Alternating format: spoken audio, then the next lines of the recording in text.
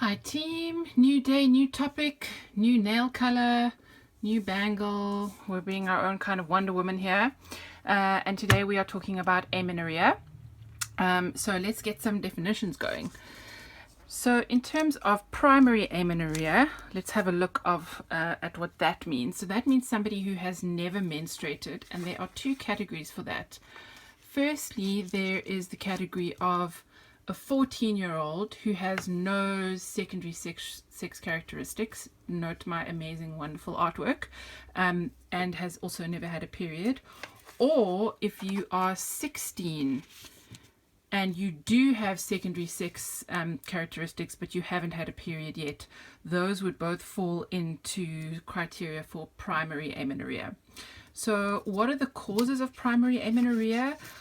Well, in your chapter, you will see basically everything listed. They're very rare and quite complex. So all of the chromosomal abnormalities, so things like, oh wait, I need to move this up so you can see. So things like Turner syndrome, a lot of other chromosomal abnormalities can lead to primary amenorrhea. And in those cases you would expect to find some other dysmorphic features.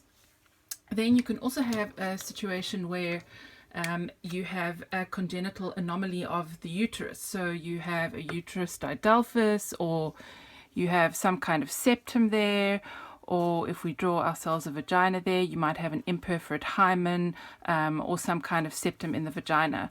So that is an end organ structural defect, or there might be an absence of the internal sex organs with some of these chromosomal conditions.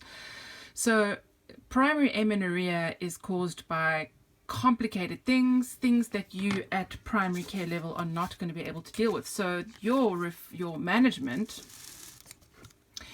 is to identify. So you need to pick up these two teenagers who are not bleeding and don't have their secondary sex characteristics in this case, and you need to refer them, because what are you going to do in primary care about these really complicated genetic things or structural abnormalities?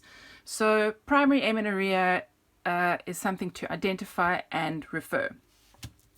Now, if we bring it back down and we look at a definition of secondary amenorrhea, which is what we're going to spend a lot more time talking about.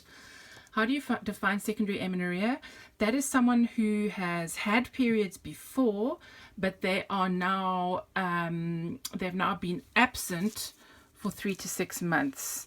And oligomenorrhea, which is a far less frequent periods, is kind of covered by the same causes as for amenorrhea, but if you're looking at amenorrhea, it's 3 to 6 months of no period, and then the period may arrive, and then it may be a further time of months of no bleeding.